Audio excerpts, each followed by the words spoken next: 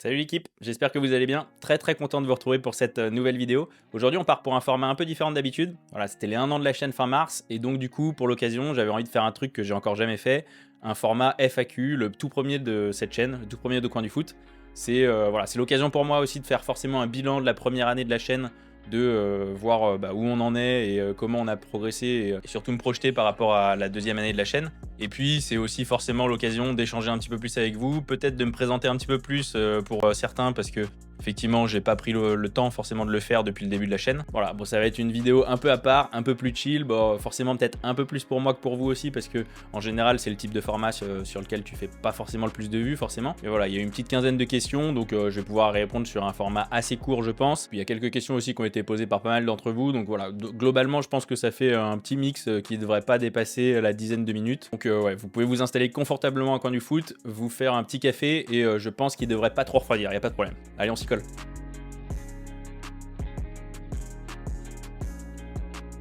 Pas mal de questions perso pour me présenter, donc Thibaut, voilà. Ça je le dis assez souvent en intro de vidéo, donc pour ceux qui ont déjà vu plusieurs vidéos, je pense que vous aviez situé. Quel âge? 34 ans, donc voilà, bon ça, j'ai commencé à regarder le foot du coup au début des années 2000.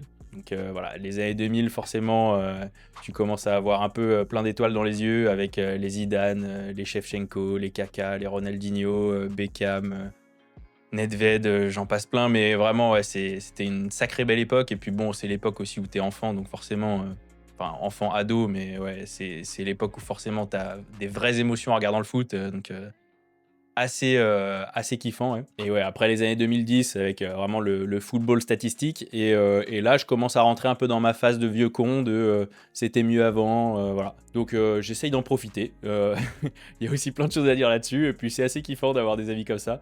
Donc ouais, j'aime bien là. Et puis peut-être pas si surprenant que ça pour certains qui ont vu quelques-unes de mes vidéos, mais j'habite sur Lyon. Voilà, j'ai fait les 30 premières années de ma vie en région parisienne, et puis j'ai finalement décidé de bouger sur Lyon là, les dernières années. Et ouais, c'est un vrai kiff. Franchement, en qualité de vie, l'accès direct à toutes les activités outdoor autour, la montagne, le trail, enfin voilà, t'as tout qui est disponible comparé à Paris où forcément pour sortir, tu te tapes le périph' pendant je sais pas combien de temps. Mais non, ouais, c'est un vrai projet de vie et c'est surtout un vrai kiff parce que finalement, on s'est pas trompé. Et ouais, je suis très content d'être sur Lyon en ce moment. Pourquoi t'as créé la chaîne? Et bah, pourquoi j'ai créé la chaîne? Pour plusieurs raisons, honnêtement. Alors, la première, c'est que je suis un grand fan de YouTube. Je consomme énormément de YouTube. Alors, tout type de thématiques, mais bon, dernièrement, vraiment, je regardais énormément de contenu foot sur YouTube.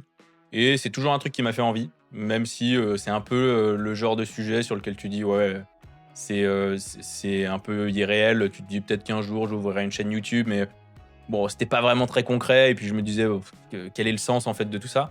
Et là, depuis que j'ai bougé à Lyon notamment, en fait, bon, professionnellement, il y a eu pas mal de choses qui ont bougé, et puis aussi, finalement, j'avais quand même beaucoup moins de monde pour parler foot autour de moi. Mais finalement, l'année dernière, je me suis dit que je pouvais peut-être créer, une chaîne et puis, tenter quelques contenus. En fait, là-dessus, moi, il y a forcément le sujet foot, pouvoir parler de foot, de manière générale, et pouvoir parler de l'OL. Et puis, il y a aussi toute la création de contenu, l'idée de, voilà, de créer un peu des vidéos avec des sujets sympas, qui soient forcément tournés dans des angles assez intéressants, avec le montage, essayer de rendre forcément la vidéo un peu plus sexy. Il y a la partie entre guillemets graphisme avec les miniatures. Voilà, tout ça, c'est des trucs que j'apprends et que je kiffe honnêtement. Et ça, combiné au fait que aussi je travaille dans le marketing digital, et le fait de découvrir un peu les algos des réseaux sociaux, de YouTube, et cetera, de les travailler, de voir comment ils répondent en fonction de ce que tu envoies, en fonction de ce que tu peux optimiser comme description texte, comme vidéo, comment toucher forcément les personnes intéressées par tes sujets grâce à ton contenu. Voilà, ça, c'est un peu des dynamiques et des réflexions que je trouve assez sympas. Et le fait de pouvoir du coup se lancer sur une chaîne YouTube avec un peu tous ces centres d'intérêt qui se réunissent sur un même projet, et bah, finalement, ouais, c'était hyper kiffant. Alors j'ai lancé la première vidéo que j'ai lancée, je crois c'était, une vidéo débrief d'un match de l'équipe de France du rassemblement de l'an dernier, c'était France-Croatie. Marrant d'ailleurs parce que dans la vidéo, je suis pas du tout à l'aise, c'est pas forcément plus le cas aujourd'hui, mais je suis un peu plus entraîné, disons. Mais ouais, je suis avec une tasse de café à la main et j'ai gardé la tasse de café tout le long de la vidéo. Bon, à la fin, il était froid, clairement. Tu sentais. Enfin, il y avait. Je sais pas. Je voulais retranscrire un peu l'idée qu'on était à la bonne franquette, à débriefer un match le lendemain matin, tranquillement, au bord du café. Mais c'est vrai que le rendu, c'est très bizarre. Mais bon. Mais ouais, du coup, c'est un peu pour toutes ces raisons que j'ai créé la chaîne. Et puis, finalement, au début, j'ai essayé quelques vidéos, quelques contenus comme ça. Et en fait, très vite, je me suis pris grave au jeu.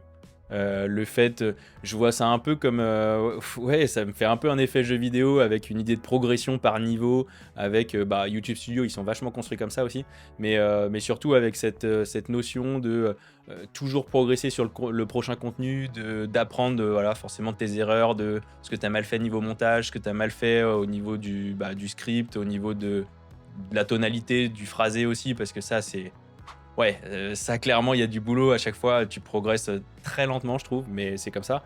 Ouais, le fast cam, c'est pas évident. Donc il y a plein d'aspects à gérer et tu progresses à chaque fois un petit peu plus et donc du coup, tu un peu hâte de sortir la prochaine vidéo parce que tu te dis que tu vas pouvoir encore améliorer des trucs et il y a toujours des trucs à améliorer. Donc finalement, ouais, tu cette notion de progression qui est ultra kiffante parce que quand tu te projettes un peu sur le long terme, bah, tu vois que, progressivement, ouais, c'est ça, les montages, ça s'améliore, le rendu visuel, ça s'améliore, bah, forcément les sujets sont un peu mieux travaillés au fur et à mesure. Bon, même si c'est pas encore, professionnel évidemment, mais voilà, tu as cette notion-là que je trouve ultra kiffante. Et du coup, c'est ça qui a fait aussi que bah, finalement, je ne me suis pas arrêté et j'ai continué un peu à faire avancer la chaîne et à lancer quelques contenus au fur et à mesure. Ah, ça, c'était une question, il me semble, d'Elio qui m'a envoyé franchement pas mal de questions, donc merci beaucoup. Griezmann mérite-t-il un ballon d'or? Bon, franchement, là-dessus, pour moi, c'est oui.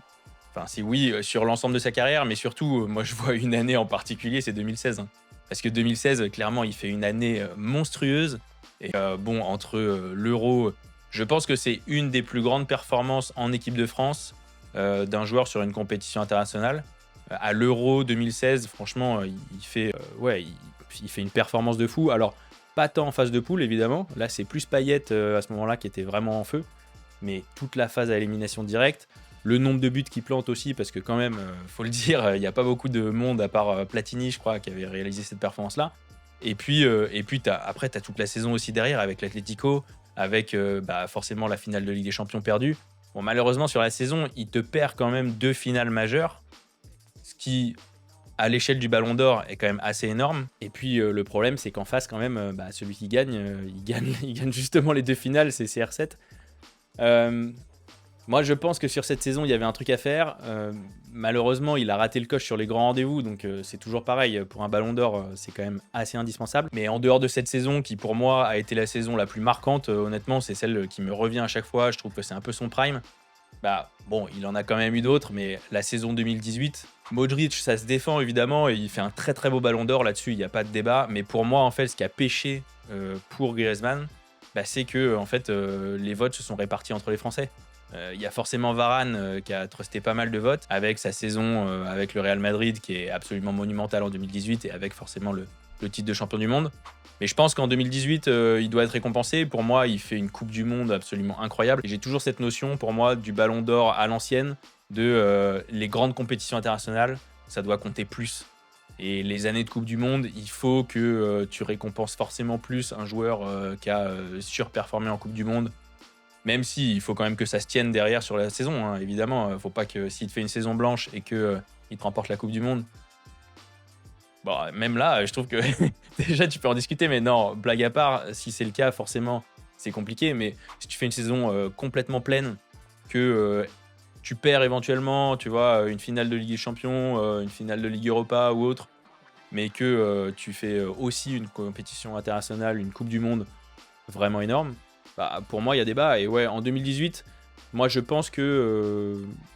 Bon, je suis pas en train de dire. Ouais, il s'est fait voler le ballon d'or, etc. Ce genre de débat à chaque fois. Je trouve que c'est pas super constructif. Et Modric, évidemment, il fait une saison quand même absolument monumentale en 2018. Mais je pense que, ouais, là, le débat aurait mérité d'exister un peu plus.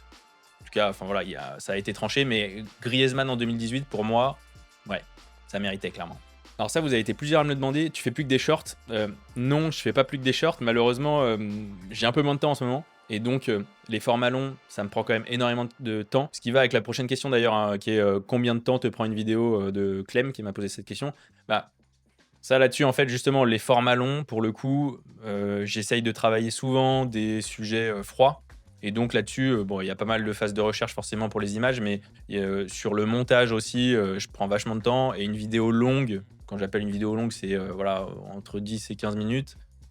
En général, ouais, entre la phase de recherche, la phase de montage, ouais, ça me prend, bon, la phase de recherche, c'est dur à quantifier, c'est un peu tout au fil de l'eau, mais le montage facilement, je pense que je fais jamais ça d'un coup en fait, je répartis dans la semaine, mais ça me prend facile 8 heures parce que en fait, je suis pas monteur professionnel du tout et donc j'apprends au fur et à mesure. Il y a plein de trucs que je sais pas forcément faire.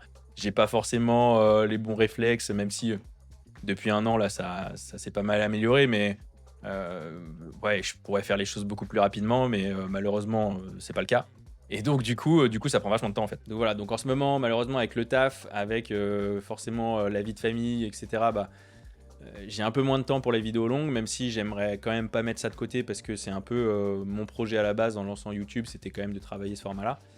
Mais les formats short me permettent aussi de parler d'un peu plus de sujets au fur et à mesure, surtout de continuer à être présent en proposant un peu de contenu au fur et à mesure, et ça me permet aussi de travailler l'actu chaude. Donc ça, c'est assez intéressant, mais c'est vrai que dernièrement sur les formats longs, bon, la dernière vidéo de Michael Olysée, ça date d'1 mois, je crois, un petit peu plus. Donc ouais, ça pêche un peu en ce moment, j'essaye vraiment de pouvoir en ressortir. C'est le but en tout cas, c'est ce qui me fait kiffer. Franchement, quand il y a un format long que j'arrive à sortir, que je trouve bien travaillé, bah, ouais, je suis c'est franchement ça c'est le genre de truc qui te rend assez fier. Donc ouais, j'ai quelques projets là pour les prochaines semaines, j'espère pouvoir en sortir un peu plus. Mais pour autant, bah, c'est vrai que les formats short, je trouve qu'ils sont assez intéressants, donc faut que j'arrive à jauger un peu tout ça. Alors là aussi, il y en a plusieurs qui m'ont posé cette question-là. Ton joueur préféré? Je m'identifie pas vraiment comme quelqu'un qui a, un joueur en particulier, c'est plutôt un type de joueur et ouais, un style de joueur, voilà, forcément les attaquants, bien techniques, qui peuvent jouer dans les petits espaces, qui peuvent surtout être très collectifs, ça c'est, je trouve ça hyper kiffant. Bon, du coup, vous allez me dire peut-être Benzema, mais non, quand même, bah, forcément, je pense que c'est par rapport au fait aussi que, bah, c'est l'époque, à laquelle j'ai commencé à m'intéresser au foot et que je suis rentré dans le foot par l'équipe de France. Mais Thierry Henry, bon, évidemment, Zizou, Zizou, il est au-dessus. Mais celui, je pense, qui m'a procuré le plus d'émotions, c'est peut-être Thierry Henry, ouais. Bizarrement, parce qu'il est quand même pas réputé pour être un joueur vraiment très émotif, mais ouais, je trouvais qu'il y avait une aura qui se dégageait de ce mec. Bon, il y a forcément l'histoire en équipe de France qui parle pour lui, mais il y a toute l'histoire en première ligue. Voilà, Arsenal, le fait qu'il ait eu une statue, les Invincibles, enfin, il y avait vraiment toute une histoire. C'est vrai que moi, pour le coup, je suis très friand de ce genre de trucs dans le foot quand il y a des storytelling et des histoires un peu magnifiques à raconter. Moi, je prends tout de suite. Et Thierry Henry, il y avait vraiment ce truc-là.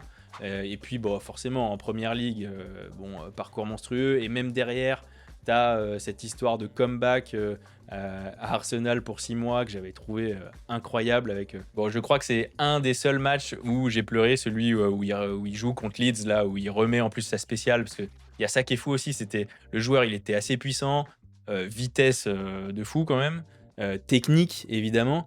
Il y avait la personnalité avec, je trouve ça se dégageait par rapport aux autres joueurs. Ce mec qui était jamais tout à fait satisfait de lui, tu vois.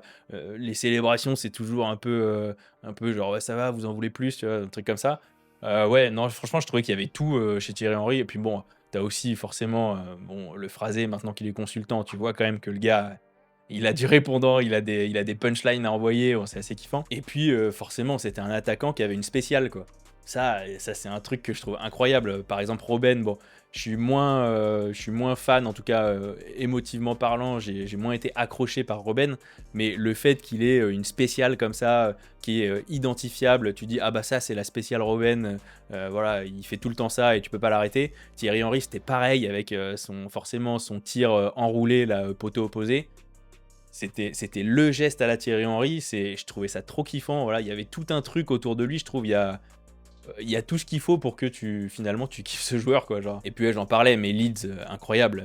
Bon, il revient, tout le monde l'attend sur ce match. T'as envie en fait que justement, c'est exactement ça Leeds. T'as envie de raconter cette histoire de il est revenu et ça s'est transformé en moment magique.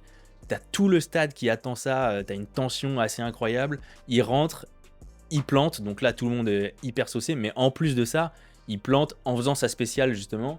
Donc là, ça te rajoute un truc, et même lui, tu sens, il sait pas comment célébrer, enfin, c'est un truc de fou. Mais ouais, voilà, Thierry Henry, je trouve que c'est, voilà, c'est pour tous ces points-là, il y avait un truc, et même maintenant, voilà, il a encore une aura de fou, et alors que, évidemment, voilà, il y a eu le débat il y a pas très longtemps, Benzema ou Thierry Henry, là, sur AfterFoot. Évidemment, Benzema, il a une carrière de malade, mais je trouve que voilà, il y a tout ce truc un peu subjectif autour de Thierry Henry. Il y a un truc qui flotte dans l'air, quoi. Il y a un truc un peu imperceptible, un peu indescriptible, mais ouais, moi je trouvais ça fou. Bon, on repasse aux choses sérieuses. Est-ce que tu gagnes de l'argent avec YouTube? Bon, celle-là, bon, évidemment, je pense que c'est la question qu'on te pose à chaque fois. Euh, bon, ça fait 1 an que la chaîne elle est lancée. Oui, j'ai débloqué la monétisation, mais alors, ouais, clairement. Non, là, c'est bon, c'est de l'argent de poche, quoi. En gros, je suis au minimum pour avoir un versement tous les mois, je crois. Ça me paye mes abonnements à DAZN parce que oui, j'ai l'abonnement Ligue 1+. Euh, Abonnement peut-être pour CapCut, mais voilà. Bon, ça va pas plus loin que ça, hein. Donc non, ça là-dessus, bon, peut-être que j'espère que ça pourra peut-être m'arrondir mes fins de mois bientôt. J'aimerais bien, ça serait assez cool. Bon, pour ça, il faut que je reprenne aussi les vidéos longues parce que les shorts, ça rapporte pas spécialement grand-chose. Mais, mais ouais, c'est un peu l'objectif. Moi, j'aimerais bien en fait pouvoir me payer grâce à YouTube le matos pour faire ça proprement, pour améliorer un peu la qualité des vidéos, etc. En gros, avoir vraiment les revenus qui me permettent uniquement d'acheter du matériel pour progresser, pour être toujours un peu plus performant, tu vois, dans la création de contenu. Ça serait cool. Après, bon, en faire un métier, il y a du boulot, hein. Le joueur le plus surcoté et sous-coté. Alors ça, c'est Léo qui m'a posé cette question. Ouais, là, c'est un peu compliqué comme ça. J'ai envie de répondre aux deux en même temps. Alors, c'est pas tout à fait surcoté et sous-coté, mais c'est plutôt on en fait beaucoup trop avec ce joueur et en même temps, il y en a qui en font pas du tout assez. C'est Ryan Cherky. Je trouve qu'on est dans les extrêmes avec ce gars, c'est incroyable, mais depuis toujours, hein. Franchement, c'est fou. Mais là, cette année, depuis qu'il est à Manchester City, je trouve que ça part dans tous les sens. Alors bon, niveau consultant, etc., il y en a un paquet. Bon, je pense que vous voyez de qui je veux parler, mais voilà, qui disent qu'on en fait beaucoup trop, que Cherky, bon, dans le sport de haut niveau, il n'y a pas assez de compréhension du jeu, qu'il ne pourra pas intégrer l'équipe de France, que forcément, il joue que sur des cartons et donc sur 90 minutes, c'est pas possible, qu'il est en manque de rythme, et cetera, qu'il rentre pas tout à fait à 100 dans une tactique. Voilà, tu as un peu ce côté-là et je trouve que ce son de cloche, tu l'entends quand même très souvent dans les médias. Puis de l'autre côté, tu as quand même pas mal de supporters et pas mal de supporters lyonnais, je pense aussi, mais alors, qui te balance des compiles de 5 minutes du match de Cherki qu'il a fait justement il y a 1 heure. Bon, dans la compile, il se passe rien de spécial. Enfin, tu vois, bon, il est bon, mais il fait pas des trucs incroyables. Et ils te disent que c'est la plus grande compile de l'histoire du foot. Bon, c'est. Bon, c'est voilà, et Cherki, je trouve qu'il attire un peu ça et du coup, c'est assez, je sais pas trop comment me positionner parce que moi, c'est un joueur que j'adore, mais en même temps, c'est un joueur qui m'a énormément frustré, notamment à l'OL parce que, ouais, il y a eu quand même pas mal de moments, bah, justement dans cette compréhension, tactique, il a mis un peu de temps à se développer et puis, il y avait quand même pas mal d'inconstance, hein, c'est sûr. C'est un joueur offensif qui veut tout le temps créer et voilà, lui et son idée, bon, il l'a dit plein de fois, mais forcément, c'est de faire revivre le football d'avant, et cetera, d'être, un numéro 10 à l'ancienne. Mais pour ça, forcément, ça veut dire qu'il tente énormément et de temps en temps, il décroche un peu forcément par rapport à la tactique qui est mise en place. Mais, mais évidemment, c'est un joueur fantastique et c'est pour ce type de joueur que tu vas au stade. C'est ce type de joueur que tu veux tout le temps voir sur un terrain parce qu'il peut t'inventer, tout et n'importe quoi à n'importe quel moment. Mais ouais, pour autant, je trouve on est dans les extrêmes avec ce gars-là, c'est un délire, quoi. À chaque fois, dès qu'il va te faire un truc en match, ça bah, là, par exemple, il a mis le maillot d'Ekitike, avant la fin du match, sur le banc. Bon, c'est un truc qui passerait, presque anodin pour, n'importe qui, mais pour Cherki, ça fait, le buzz de partout. C'est, Cherki, il est tellement différent et cetera. Bon, voilà, c'est un peu surjoué, je trouve. Alors, Adri qui me demande, c'est quoi ton objectif avec la chaîne? Mon objectif avec la chaîne, déjà, c'est de kiffer. Franchement, c'est de pouvoir parler de ce que je veux, quand je veux. Voilà, ça, c'est le premier objectif. Et surtout après, c'est de pouvoir me développer suffisamment pour, avoir une commu, avec qui je puisse, échanger sur plein de sujets. Hem, Réussir à avoir forcément une commu qui me ressemble. C'est-à-dire que, moi je kiffe le foot, je kiffe, l'OL, mais, j'ai envie de m'intéresser tout le temps un peu à tous les types de foot et franchement, je regarde, un peu tout, assez régulièrement et forcément, j'aimerais bien avoir une commu un peu comme ça, qui soit un peu ouverte d'esprit, qui soit, intéressée par tous les sujets et qui puisse, débattre, tranquillement autour de tous les sujets. Ça me ferait un peu kiffer. Bon, on n'en est pas là pour l'instant, mais bon, j'espère que ça viendra. C'est l'objectif en tout cas. Ah ça, il y en a eu plusieurs qui m'ont posé cette question aussi, mais je crois que c'est Elio qui m'a posé cette question-là. Tes pronostics pour la Ligue des Champions et la Coupe du Monde? Et bah ça là-dessus, alors j'en avais parlé un petit peu dans ma vidéo sur mes prédictions pour 2026, mais Ligue des Champions, bon, là, avec le dernier tour qu'on a vu, clairement le PSG est revenu dans la danse, mais pour moi dernièrement, c'était pas forcément le favori ultime. Je mettrais toujours le Bayern devant. Franchement, le Bayern, ils sont ultra impressionnants cette saison. Ils font, bon alors en Bundesliga, c'est une dinguerie ce qui est en train de se passer. Michael Olise, forcément alors je trouve que Luis Diaz, il a apporté un truc de fou depuis qu'il est arrivé cet été-là. Je trouve que c'est on n'en parle pas assez. On parle énormément d'Harry Kane forcément qui te fait une saison incroyable. On parle énormément alors énormément, en tout cas pour les amateurs de foot, on parle énormément de Michael Olise, qui fait aussi, voilà une saison de ouf, qui va battre le record de, passes décisives de Messi je pense, dans l'année, ça c'est quand même fou. Mais par contre, Luis Diaz, un peu moins, alors que je pense qu'il est tout aussi important dans le lien qu'il apporte dans l'équipe et il a vraiment apporté quelque chose qu'il n'y avait pas au Bayern la saison dernière. Mais ouais, pour moi, le Bayern en Ligue des Champions, je les mettrais devant. Je les mettrais devant le PSG, qui, je pense, là, commence à retrouver son niveau et à revenir vraiment à un niveau très intéressant pour aller chercher la C1. Et puis Arsenal un peu en dessous. En début de saison, on pouvait se dire que potentiellement ils avaient ce qu'il fallait. Là, je trouve que ouais, c'est compliqué. Alors, ils cassent pas non plus en championnat comme d'habitude où tu sens que sur la fin de saison ça lâche tout et c'est là qu'ils perdent les titres. Je pense que là ils vont aller chercher la PL. Mais en Ligue des Champions, ouais, j'ai un petit doute. C'est subjectif, hein, mais de toute façon, là, ça va être à la marge. Mais je trouve que le Bayern, là, en ce moment, a pris un petit ascendant et le PSG est bien en train de revenir, quoi. Et prono Coupe du Monde, ça, c'est un peu plus dur, je trouve. Parce que, déjà, je vais me repencher bien dessus. Donc, j'aurai les idées un peu plus claires. Mais bon, là, comme ça, évidemment, j'ai envie de dire l'Espagne. Je pense qu'en tout cas, c'est ceux qui ont les plus belles armes, qui ont développé. Je pense que c'est la seule sélection, là, sur ces dernières années, qui a vraiment développé un jeu consistant. Bon, le football de sélection, en général, c'est quand même un peu plus décousu. C'est un peu moins travaillé. Et tu sens qu'il y a, voilà, forcément, tactiquement, c'est un peu moins développé que le football de club. Mais l'Espagne, ouais, sur ces dernières années, quand même, je trouve qu'ils sont un cran au-dessus et ils ont un cran d'avance par rapport à toutes les autres équipes. Maintenant, voilà, de toute façon, c'est un tournoi. Je pense que je préfère partir sur un top 3, tu vois, que vraiment sur un grand favori. Je mettrais quand même la France dans le lot, même si honnêtement, la France, bon là, on en fait tout un truc avec le fait qu'ils puissent aligner 4 équipes, etc. Moi, je pense que en tournoi, va y avoir un petit problème au milieu. Je suis pas tout à fait serein sur ce milieu et notamment voilà, le fait que Deschamps veuille passer à 4 offensifs, ça c'est génial parce que du coup il va y avoir quand même plus de spectacles.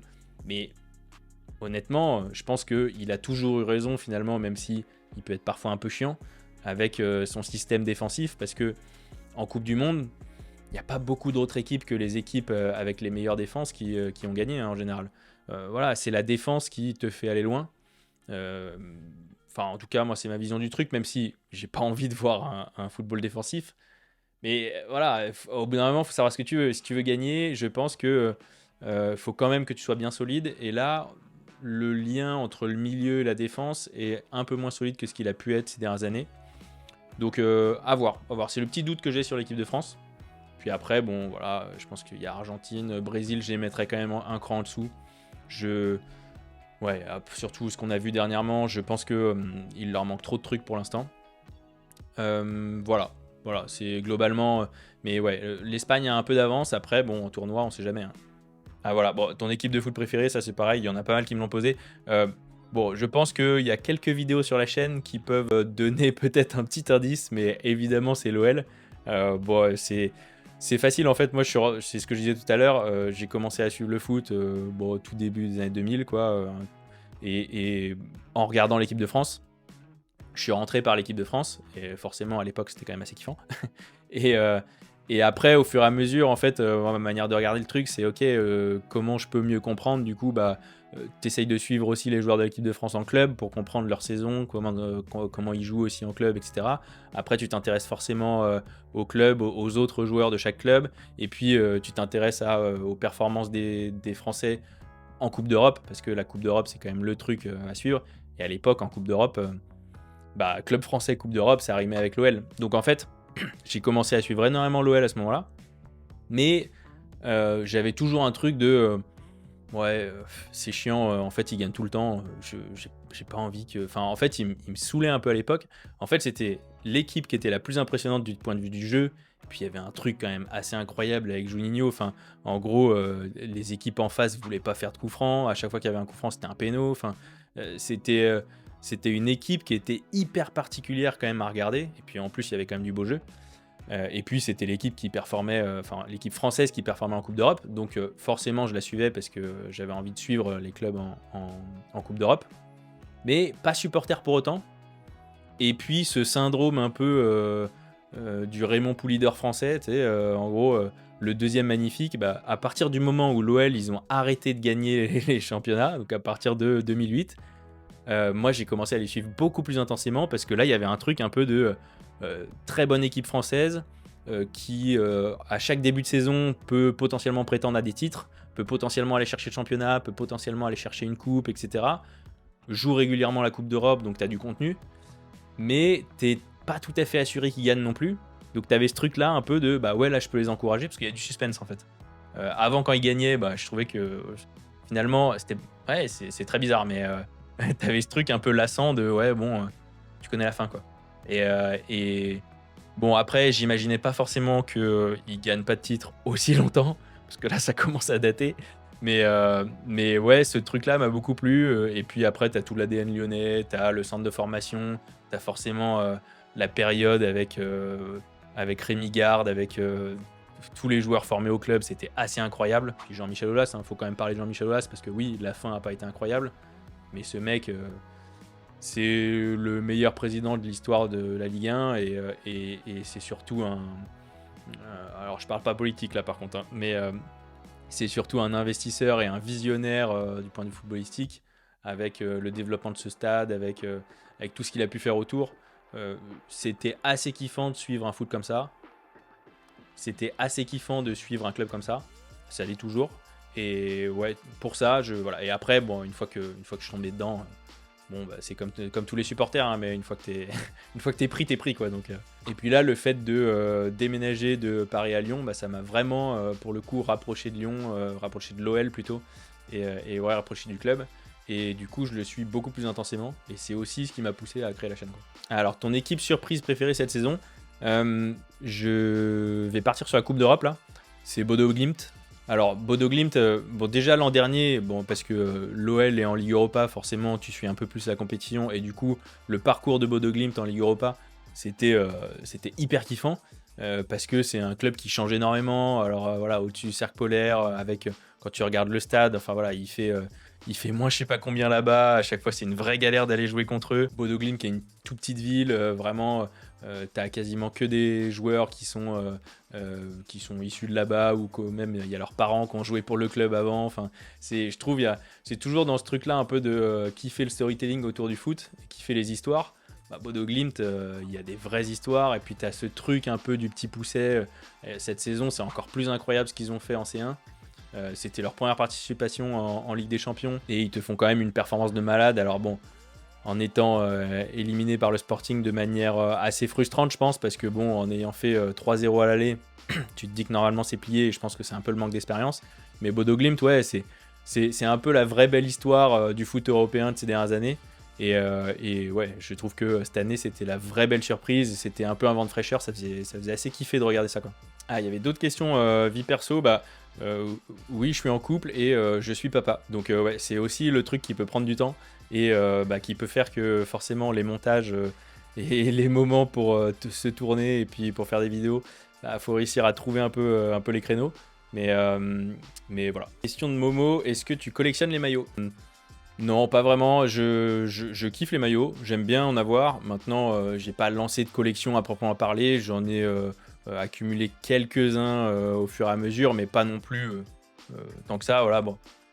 Il y a lui, évidemment, derrière, qui est signé par Zizou. C'est un peu la pièce collector. C'est mon oncle qui travaillait chez Generali. Et à l'époque, Zidane, il était... Enfin, Generali était sponsor de Zidane. Donc voilà, il y avait un peu ça. Et puis au moment de la Coupe du Monde 2006, bah, il avait signé quelques maillots. Donc j'en avais récupéré un.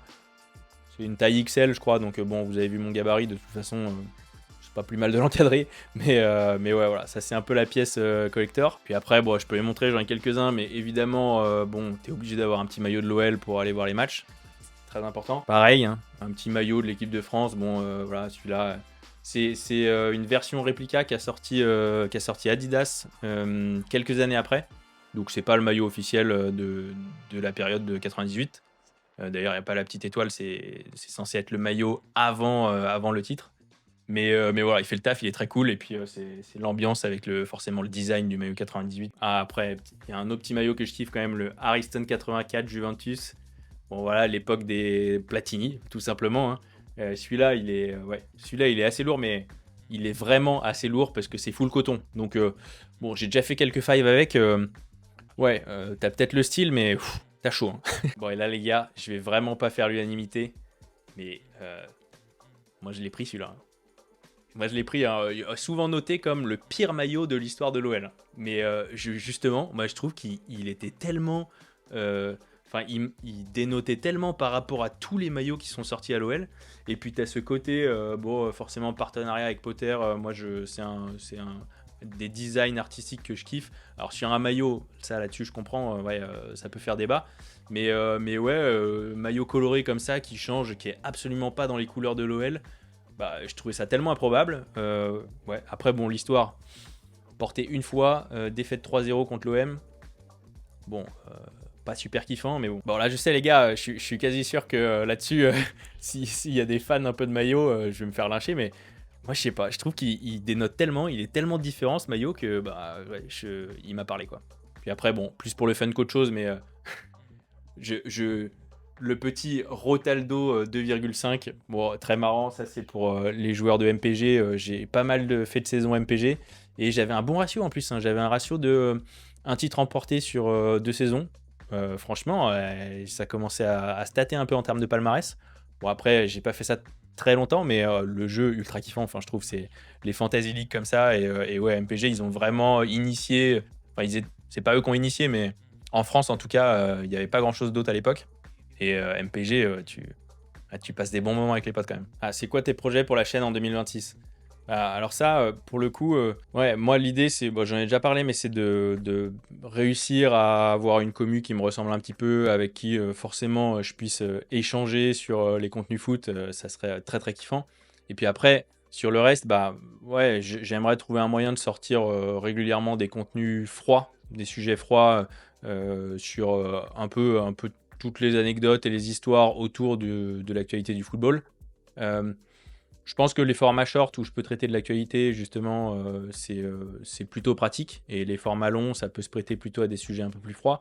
Sauf les contenus OL, j'ai envie quand même de travailler des contenus autour de l'OL régulièrement dans l'année parce que bon, c'est un peu forcément. En fait, j'ai envie que la chaîne me ressemble, donc moi je consomme le foot et je consomme l'OL, donc faudrait qu'il y ait un peu des deux. Et après, bah ouais, je commence à m'être un petit peu équipé pour. Je pense que je suis bientôt prêt, mais j'aimerais beaucoup faire des collabs en 2026, pouvoir faire des vidéos à deux ou à plusieurs sur différents sujets avec d'autres youtubeurs.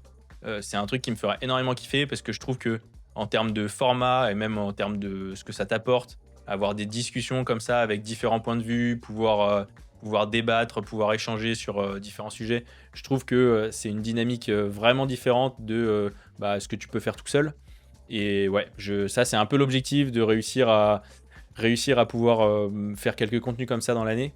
Ça serait un vrai kiff. Et voilà, on va travailler pour, j'espère. Mais en tout cas, au moment de lancer la chaîne, franchement, moi, j'espérais pouvoir atteindre les 1000 abonnés au bout d'un an. Voilà, je me disais peut-être que là, ça voudrait dire que ça vaut un peu le coup de continuer. Au final, on est à plus du double. Donc, ouais, assez surprenant. Alors, il n'y a pas eu de pic forcément de croissance, hein, c'est linéaire depuis le début. Mais c'est allé quand même là-dessus plus vite que ce que je pensais. Donc ça, c'est assez kiffant. Et puis après, pour la suite, on verra bien de toute façon, hein. L'idée, c'est surtout de me concentrer sur les contenus et de pouvoir créer des trucs qui plaisent, euh, qui me plaisent, mais qui plaisent aussi aux autres. Ça, c'est vraiment le truc principal. Et après, bon, ça montera si ça montera, quoi. Voilà les gars, bah écoutez, en tout cas, merci beaucoup pour tout le soutien que vous m'avez apporté cette année.